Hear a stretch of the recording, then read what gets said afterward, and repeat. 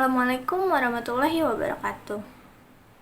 Pernah tidak kalian merasa kok urusan birokrasi kita kadang sulit? Tapi kalau ada uang pelicin, tiba-tiba semuanya jadi lancar. Banyak yang bilang itu hal biasa, cuman uang rokok atau uang terima kasih. Tapi, benarkah itu hal biasa? Atau jangan-jangan itu adalah racun yang pelan-pelan membunuh ekonomi negara kita? Sebelum kita menelusuri artikel populer ini lebih dalam, izinkan saya memperkenalkan diri terlebih dahulu.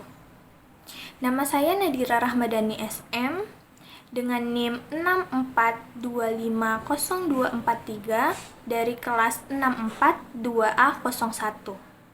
Yang saya hormati Bapak Ahmad Yasim, MPD, selaku dosen mata kuliah Bahasa Indonesia, serta teman-teman yang saya banggakan. Hari ini saya akan membedah sebuah artikel populer yang saya tulis sendiri dengan judul Spill Tipis-Tipis Dosa Kecil yang Bikin Negara Rugi Besar. Saya akan mengajak teman-teman semua melihat sisi gelap dari kebiasaan-kebiasaan kecil kita dan bagaimana teknologi sebenarnya sudah menawarkan jalan keluar yang cerdas. Di dalam artikel ini, saya ingin melakukan spill, istilah gaul yang artinya membeberkan realita mengenai apa yang sering disebut para ahli sebagai petty corruption. Apa itu petty corruption? Ini adalah korupsi skala kecil yang terjadi di tingkat akar rumput. Contohnya sangat dekat dengan kita, seperti memberi uang tambahan agar urusan administrasi cepat selesai, atau meminta uang damai saat terkena tilang. Masalahnya, hal ini sudah menjadi mentalitas sistemik.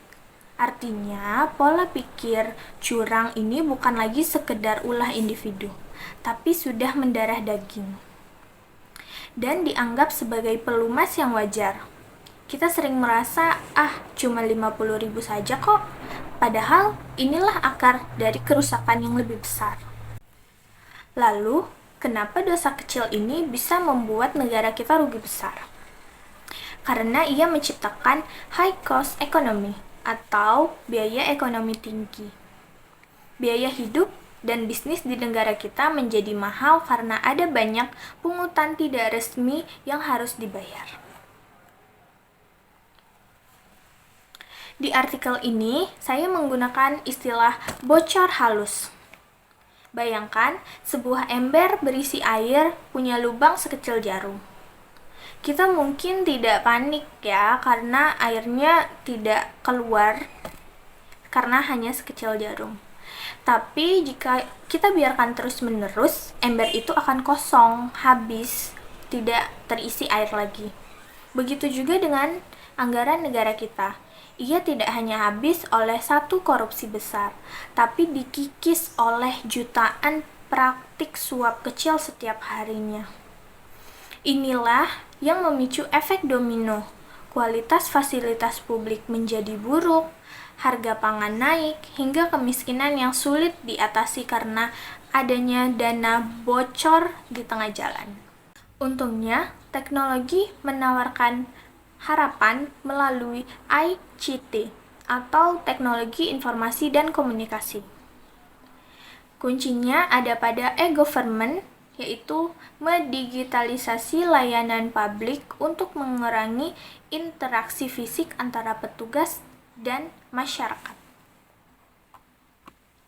Salah satu contoh nyatanya adalah LPSE, layanan pengadaan secara elektronik. Dengan sistem digital, celah negosiasi di bawah meja bisa ditutup rapat. Kenapa? Karena komputer tidak punya perasaan, komputer tidak bisa diajak ngopi, atau merasa kasihan pada orang dalam. Namun teman-teman, perlu saya tekankan bahwa teknologi hanyalah alat. Inti dari artikel saya adalah sebuah ajakan untuk berubah. Sistem digital secanggih apapun akan kalah jika kita masih memelihara mentalitas jalan pintas. Jangan menunggu menjadi penjabat tinggi untuk menjadi orang jujur. Integritas itu dimulai dari hal-hal kecil yang kita lakukan setiap harinya. Mari kita berhenti menjadi bagian dari bocor halus dan mulai menjadi bagian dari solusi untuk Indonesia yang lebih bersih. Sekian presentasi dari saya. Terima kasih atas perhatiannya. Kurang lebihnya mohon maaf. Wassalamualaikum warahmatullahi wabarakatuh.